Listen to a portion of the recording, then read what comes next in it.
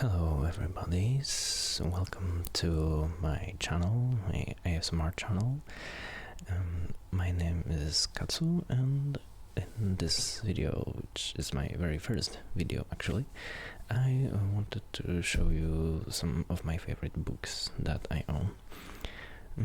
I have about 10 books, with one more, so actually 11. As a very special type of book. And I will try to alternate between soft speaking and whispering. The books in general are in a soft cover, but I will have few in hardcover later on. So let's get right into them. And for starters, obviously, I think this one does not need any further introduction.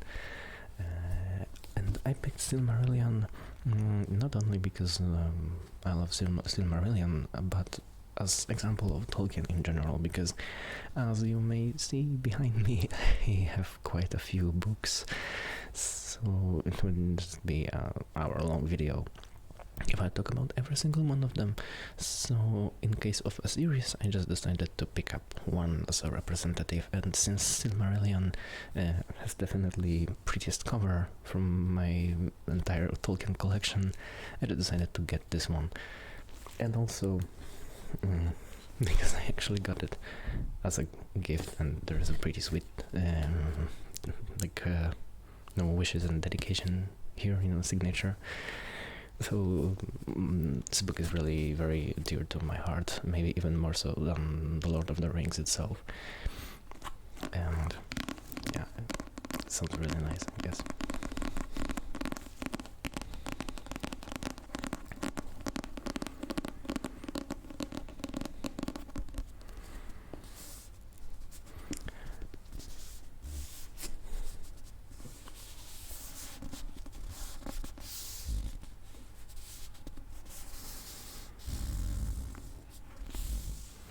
I absolutely love fantasy books. I have quite a lot of them. I follow many series, but about Tolkien, well, I guess I don't have anything more to say about. I think we all know, at least heard of him, know something about Lord of the Rings, Tolkien and stuff, so there isn't really much to talk about, which is totally opposite of this book. Well, by the Mykian, I'm not sure, mask on the cover, you probably may know what's coming, maybe not. Then I will tell you that this is the Anthology of Greek mythology. It's by the Polish author Jan Parandowski, and well, I have to say, after many years from when I read this, because I read this first time when I was, I think, 10 or maybe 11, but I think I was 10 when I read this, and I had this entire book by heart, by the way. I read this so many times, but now, many years later, I have to tell that, well, it's a really nice starter to get into Greek mythology when you learn more about myths, or when you really are, deep into the world's mythologies and stuff, you learn more. You see many things here that were just plain wrong, or maybe even censored, but on the other hand, I found somewhere that this was the concept for this book.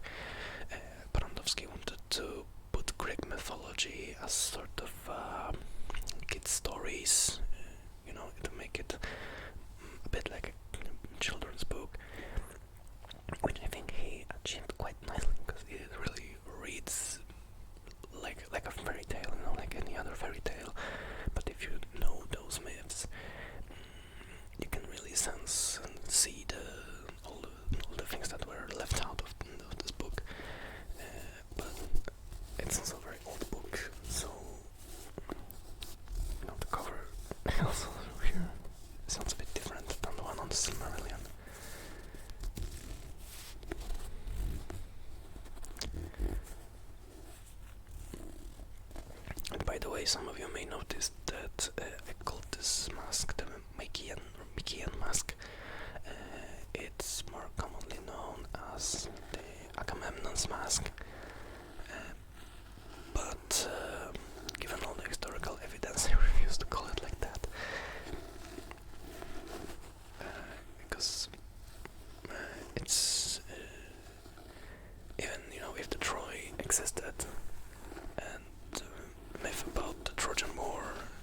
is real or not. It seems like it's real, but well, we will probably never know for sure. The mask is from completely different time period, down the ruins of Troy, so it's not the Agamemnon. I mean, we will never know. It might belong to a guy named Agamemnon, but it was not the Agamemnon from the Trojan War.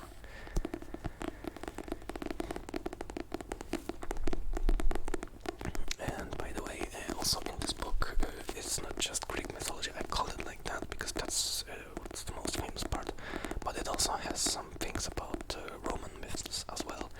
And also, there's one more issue actually with this book, that it has a lot of Christian contamination.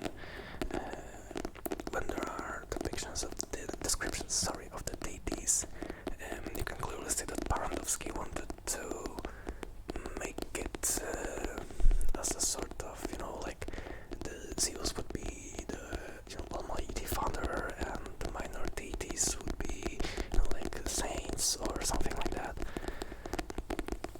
Which I don't blame him. This book came out over 100 years ago, so the state of sciences was completely different than what we have today. The approaches were different, and I think that barely anyone questioned Christianity and stuff like that. So in general, I would say that this is a very good book for starters, and to get kids into the mythology. But you just have to keep in mind that it's just a starter. It's not a much reliable scientific source. But as a starter, it's very good. And since it was probably my favorite book when I was 10, I decided to show it here on the video. And despite all the drawbacks, I still really like it. On to the next one. This one actually has a bit harder cover. Yeah, that's the sound.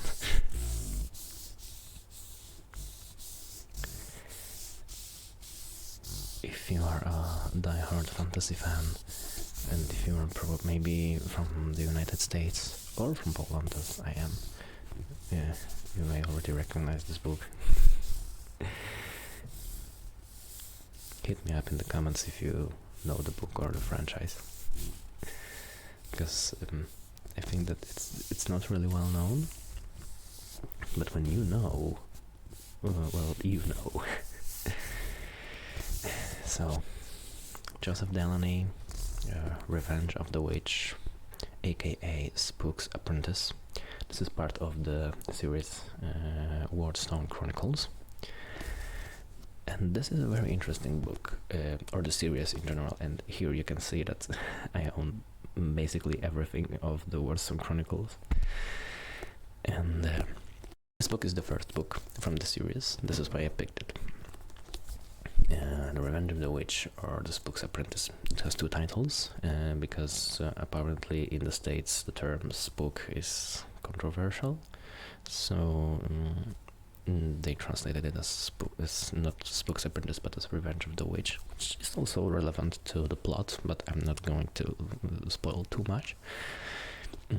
And if you look at both the Polish title and the Polish cover, you will clearly see that it's translated from the American version. Although I think language-wise they are the same as the British version, but I'm not sure. I never actually read any of the English versions of Wardstone Chronicles. Shame on me, but well. And this book is, like I said, this is the first in the series and the first I got. I got it also as a gift from my grandma, because in Poland they are rated 10+, and I was 11, I think, when I got this. And I fell in love. I followed the series as long as it was coming out. I even have the spin-off, the Spook's Bestiary, because the Spook is like maybe not the main character, but one of the main characters. And this is basically a guy who, fights evil, like witches and ghosts and stuff like that. It's sort of like a British Witcher, I would say. And to be honest, to see the collaboration between Delaney and Sapkowski would truly be a dream come true. Especially that, and here is a minor spoiler warning, in the sixth book they are going to Greece and they are meeting up with sort of like a Greek spook. So we have like those different kind of, witchers, quote unquote, from other countries. By the year it came out, The Witcher was first, but I highly doubt that Delaney knew about The Witcher when he wrote this book. But anyway, I really like the American versions, I think even maybe more than the British ones, because of this cover. It's meant to resemble leather, and this part is actually like it's not a print, it's like like a staple-ish thing. I'm not really sure how it's called, but listen, I think you can even hear the difference in the sound, yeah, because this is meant to resemble leather, and this is like this imprint, this staple thingy. And I like it because the books are written in the first person, as a diary of main character. And in this first book, it's described how he gets it from the spook, his master, because like you can guess by the title, the spook's apprentice. And so the main character is the apprentice of this spook, and he gets the diary and he writes in it. So, and it's described as being in a black leather, so the cover here resembles this black leather, and every book in the series has this sort of cover. I really like it, because it really improves the immersion, and it sounds really nice.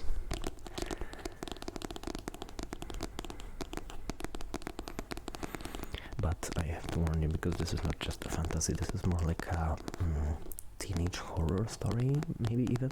I mean, not maybe, it is a teenage horror story. I think that's how it's described on most of the bookstores and stuff. And it actually is kind of terrifying, especially when you're 11. And here, Revenge of the Witch, because this is actually the main antagonist of the book. That's a witch.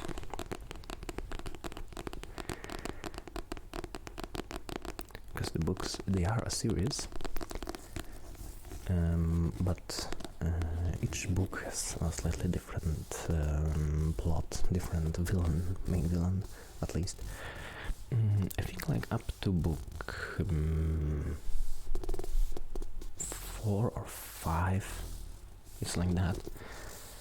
I'm not going to spoil what's happening, but from the book 4 onwards, or maybe even 5th onwards, there is more single villain that's like the puppet master behind it all. And the series, this is the Wardstone Chronicles. The series was later continued in the Starblade Chronicles, but this I have yet to read. Unfortunately, I really like to, so I really have to get myself together and get the books. And also, some of the things may sound familiar to you, because the book was, I would love to say, turned into a movie, but the movie treated the book material very loosely. Actually, it's only the names of the characters that have anything in common, and it was the famous movie Seventh Son. But I have to say that if you kind of forsake the book and treat the movie as a standalone thingy, it's really great. I liked it, even from the perspective of a die-hard series fan. I really like the movie. But fun fact, I kinda didn't want to watch it at first, and I watched it around the time when Netflix's Witcher came out, which I didn't really like, to be honest. And and also I was watching the Seventh Son movie for the first time along with my dad, who also is a fan of this series and of The Witcher, and we both agreed that the Seventh Son makes a better Witcher than the Netflix one. Sorry, don't hate me for that. It was just a funny joke. If you like the Netflix's Witcher or don't like the Seventh Son, it's completely fine with me. You know, to each their own. But okay, enough about this. So, hydration. Stay hydrated, guys, it's really important. Next book, Stranger Things, Suspicious Minds. Yeah, I'm also a sucker for the Stranger Things. Fun fact for you all, I even wrote my bachelor's thesis at college about Stranger Things. So I did Russian studies, and my thesis was about the image of Red Army in the American cinema, and I was basically one of my examples, main examples was third season of Stranger Things. I really liked it. I really liked the entire franchise, you know, the motifs, you know, and the soundtrack. Obviously, you know, if you're anyhow sensitive to music, I think you'll love the first Stranger Things soundtrack. But well, you probably know Stranger Things anyways. I shouldn't be even mentioning this because you know it all too well.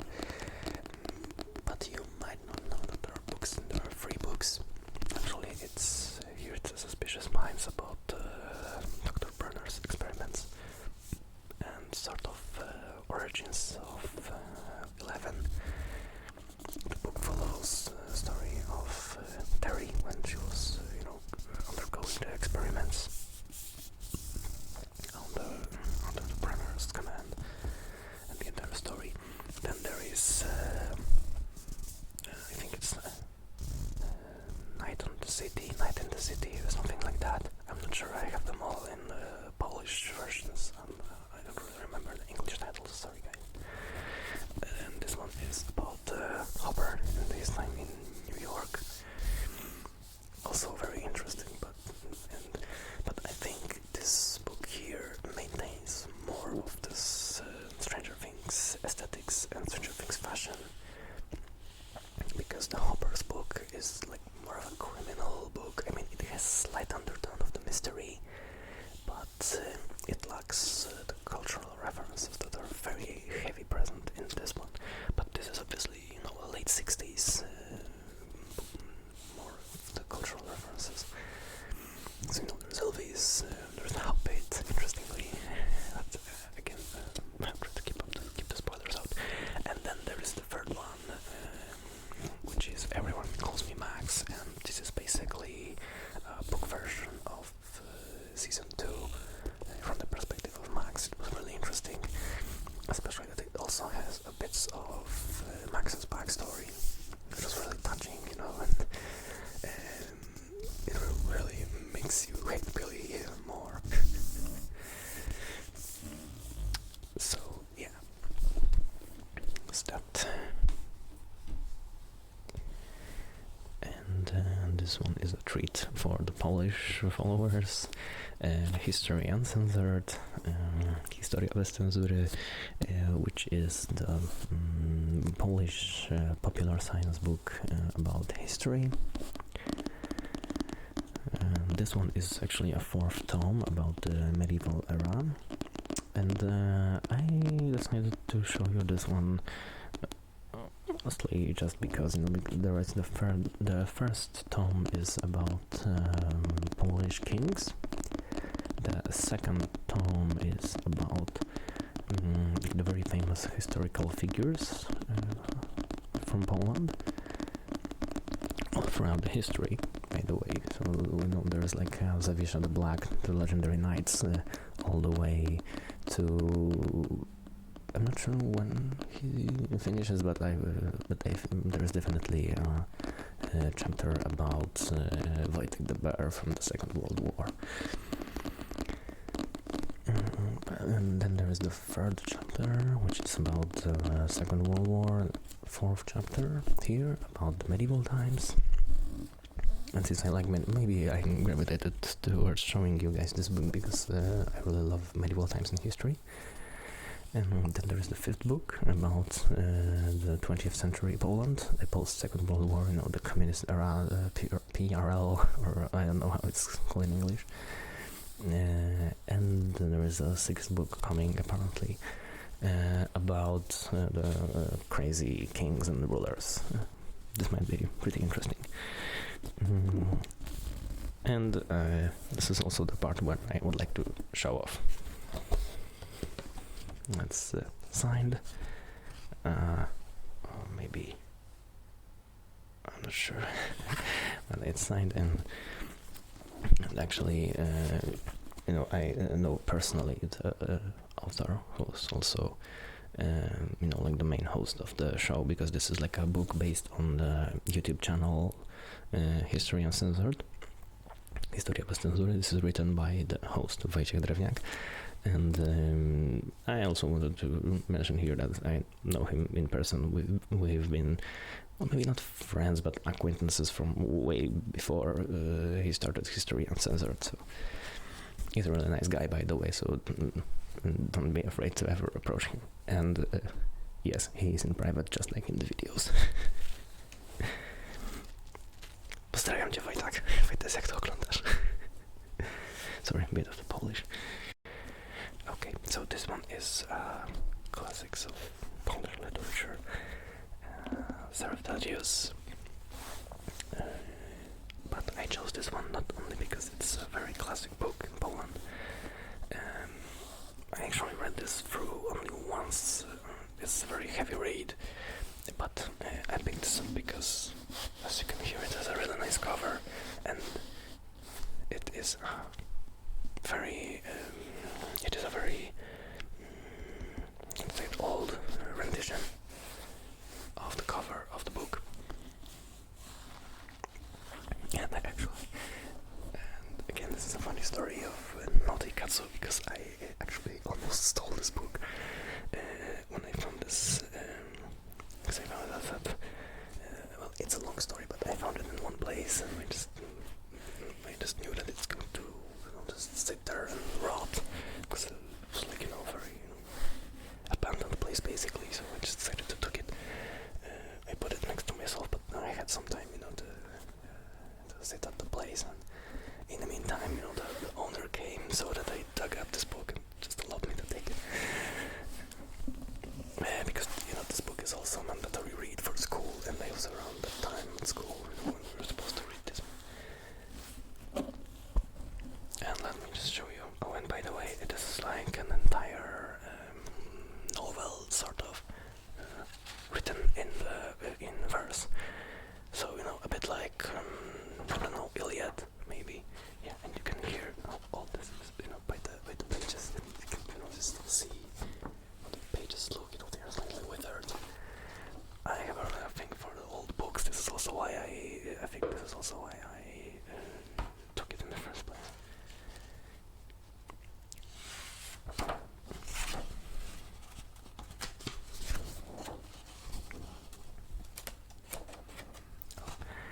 And it also features those beautiful artworks.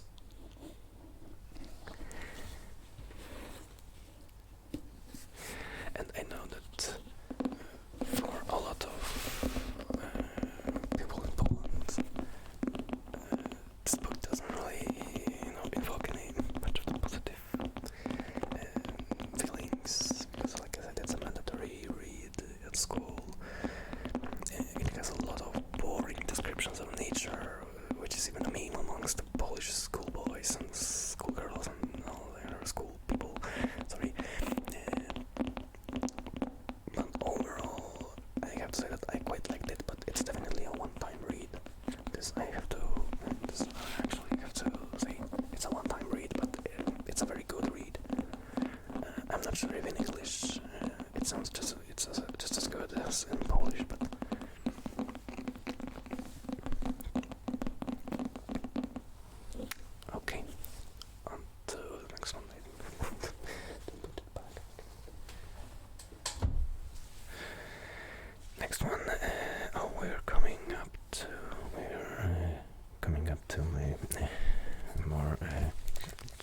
kids-oriented books and hardcovers.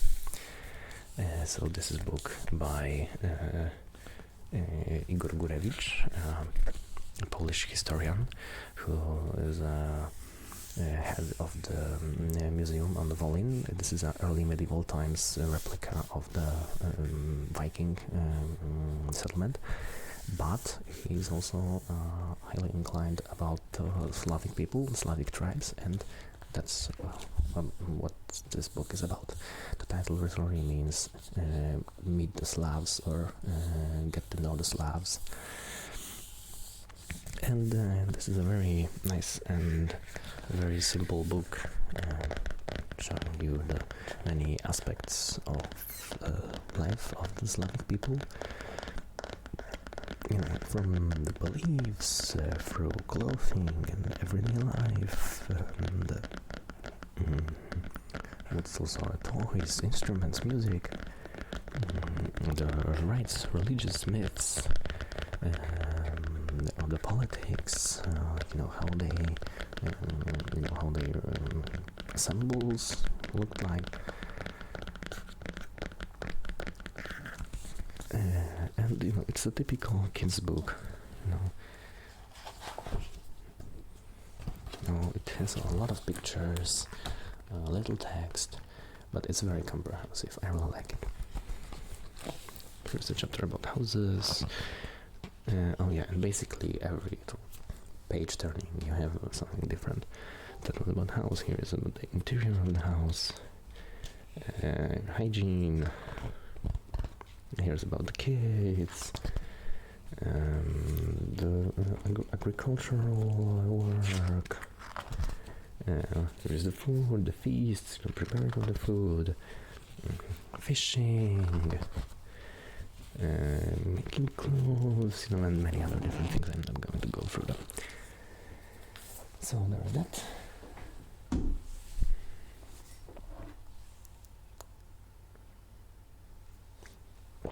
Cheers, everybody. And now it's probably my favorite book that's basically equal to my childhood. Knighthood Legends, a Polish book, which gathers many different legends about knights and knighthood. And when I was really little, my dad used to read this to me as a bedtime story. And as you can see here on the cover, who's featured. So we have, like I said, Savisha the Black, the Polish knight. You have Saint George. We have Joan of Arc, and we have even King Arthur. And we have some lesser known, like Saint Martin, the Prince Marco of Serbia. And there is the Galahad, which is apparently one of the versions of the Saint Graal story. But of course they are put in a very short way, and the entire book is like this. So it's just a few pages per every story, per every legend, but it makes it perfect for kids. Oh, there's also Ilya Muromets from Russian legends. It's one of the three heroes of the Russian folklore. And William Tell. And the book also features really, really pretty artworks. Let me show you. For example, this one. It's from Joan of Arc's. But me being of course Polish, I have to show you something from Savisha. Oh, here the big cover, just big cover artwork. Obviously here the black horse is Savisha. Yeah, this is my childhood book. This is very dear to my heart.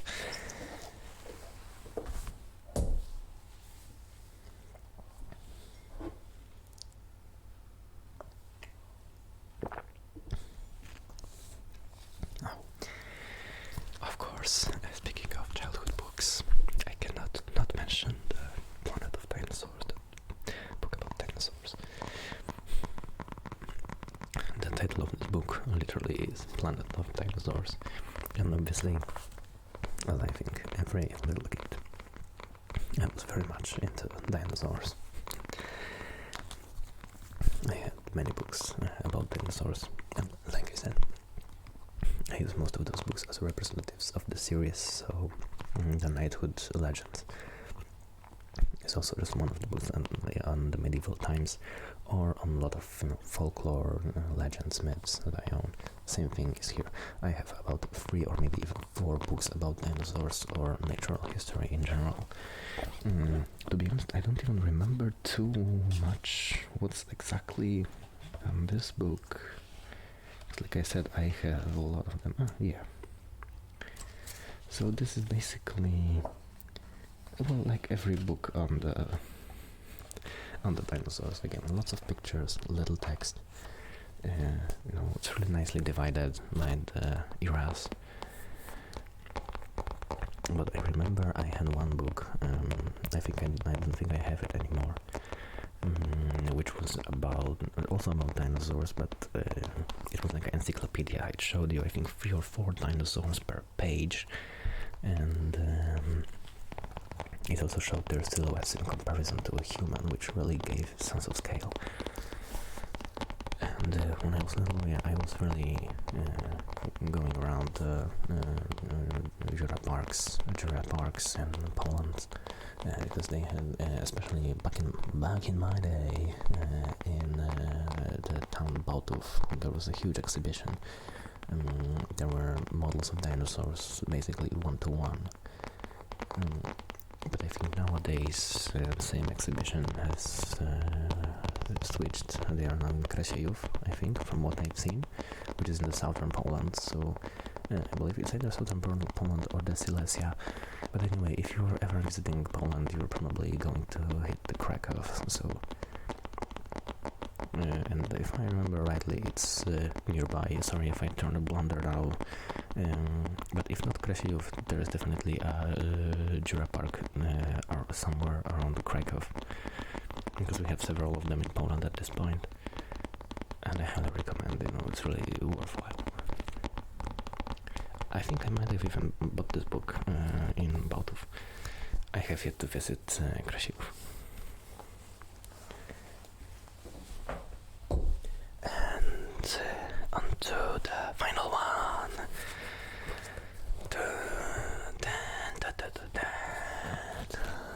Obviously, I couldn't get this video without a Star Wars book. I absolutely love Star Wars. It's probably one of my favorite franchises. This one is, as you might have seen, because I think that this series of books, some people know, some people don't. It's like cross-sections book. This one is from the first movie. I mean the Phantom Menace. I think there are cross-section books from every movie, but I own only a Phantom Menace one. And this book I actually got from my dad. I just took it with myself from my family home when I was moving out. Because I really love this book. I reference it quite often because I just love digging, and role-playing in Star Wars universe. It's a great reference book, for all the shapes and stuff that they have. And well, let me just show you.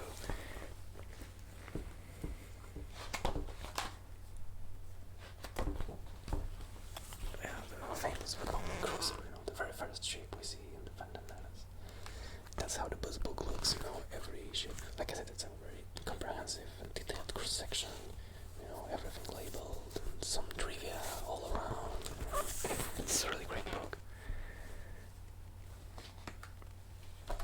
Oh, my favorite ship from the Phantom Menace, the Sith Infiltrator, Darth Maul. I'm not that much fan of a Sith, but this ship is just awesome. And you even have pod racers. I love this book so much. So yeah, that was the final of my 10 most important books. But now I have to dig up my bonus 11th one. Excuse the creaking chair. Okay, this one is actually, well, I'm not sure how to say it, but like the most precious book I own. This is very old. If the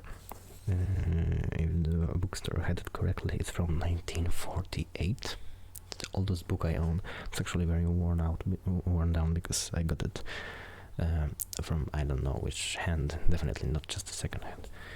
But it's The Phantom of the Opera.